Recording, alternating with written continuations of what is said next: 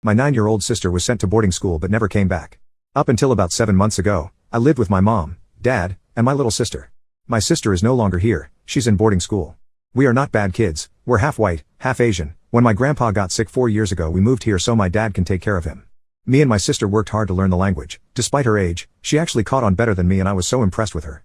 The issue began with grandma. She would really look down on my sister and I love my sister and didn't like it one bit.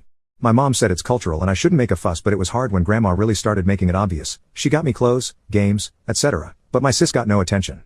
4 years ago, we lived with grandpa and grandma.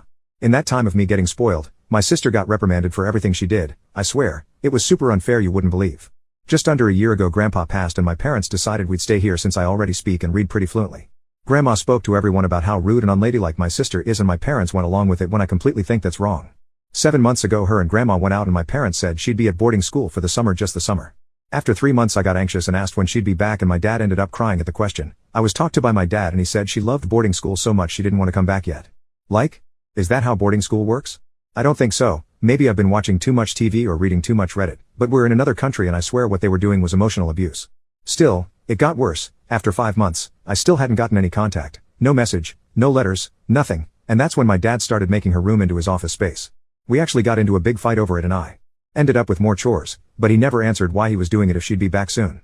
It's now been 7 months since the car trip that took my sister away and the final nail in the coffin hit. I was looking through the attic for my mom and found a box with some of her old stuff, including her phone. Why wouldn't she have her phone? I really just want to know if there's anything I can do. No one will tell me which boarding school she's at. I'm told not to worry about it because I'm a child. I know I'm too young to do much, but if there's anything I can do, please help. When I think about it I can't stop remembering the way my mom cried that day. It makes me shiver. I've been imagining the worst and I'd hate it if it ended up being something horrible I imagined. Go to part 2.